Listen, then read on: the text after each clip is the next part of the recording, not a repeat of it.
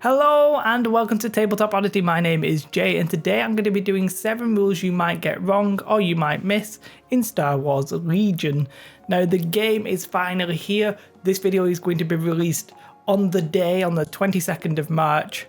So these are rules that I think maybe new players will just easily miss or misinterpret, not really pay enough attention to, maybe when they're trying to get into the game.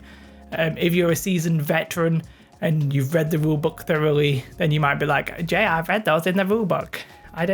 Why are you telling me this? Well, whatever, these aren't for you. So yeah, let's just crack on.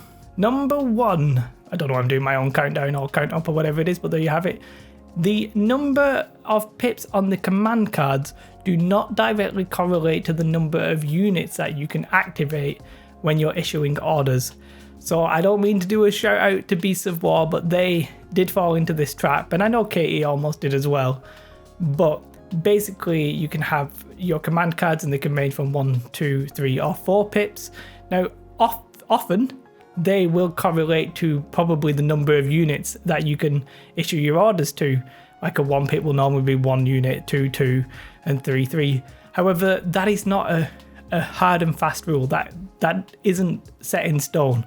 You can have command cards that are 4 pips that only let you issue 1 unit as an order, and that is the case, for example, with standing orders. There's a reason it's like that and it gets put back into your deck, but just be careful of falling into that trap, as I think that's probably a common mistake that beginners will make. Number 2. When using something like impact, you have to keep in mind the timing of your attacks. This means that impact actually comes after cover. So for those of you who don't know, impact lets you change some of your hits to crits, and crits ignore cover. However, you only get to change your dice after cover and dodge have been applied. So you attack, you roll your dice, you then do your surges, and then cover and dodge, either dodge token or the cover is taken away from those dice, and then you can convert your hits to crits. So it doesn't work against cover by default. It does, however, work against vehicles, and that is the intended use of impact. Number 3 is Darth Vader's Relentless can be used with range attacks.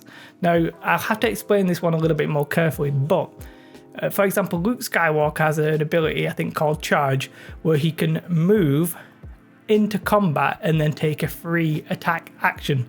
Now, his card specifically says a free melee attack action. Now, Darth Vader has an ability called Relentless. Relentless says he can move and perform an attack action.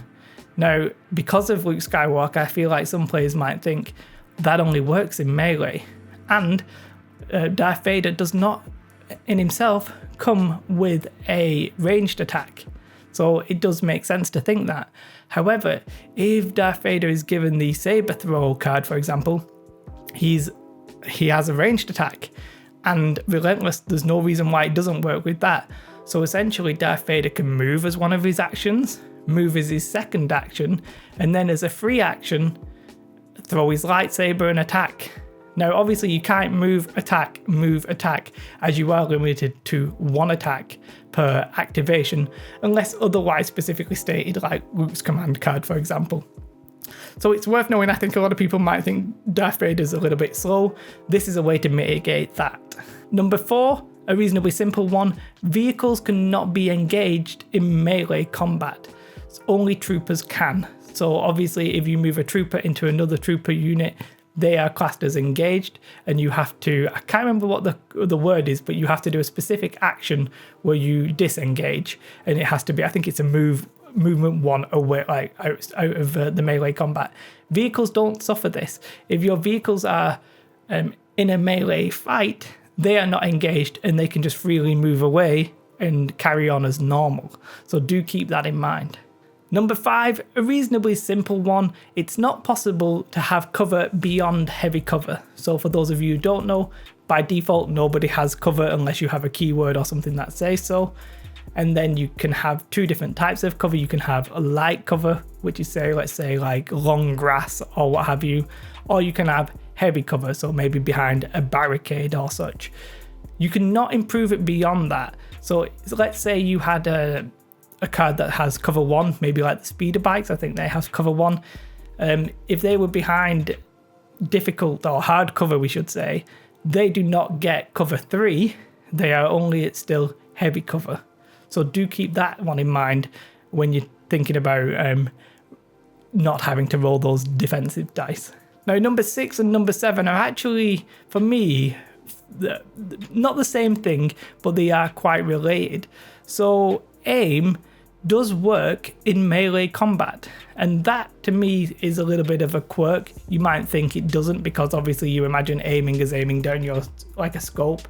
However, in Star Wars Legion, aim is just it's just one of your actions over your 2 actions, or you can have an aim token from another source, and you get to reroll your dice whilst attacking.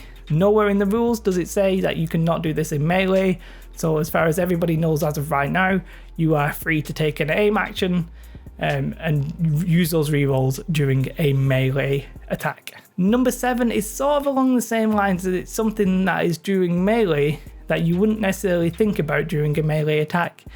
And as far as we can see, suppression is given to a unit when they are attacked.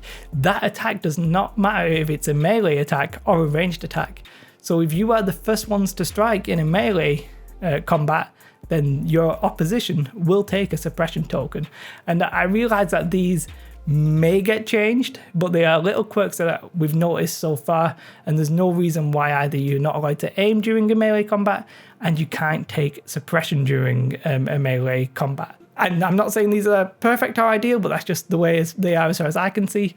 These are 7 rules. I think maybe like a beginner, it's day 1 as of right now, you might just not realize that. It might not be common knowledge, and I just thought I'd make this video. Let me know what you thought about this video. Do like, subscribe, sure, whatever you want to do. And as ever, guys, have a most beautiful, beautiful, beautiful day. Bye, guys.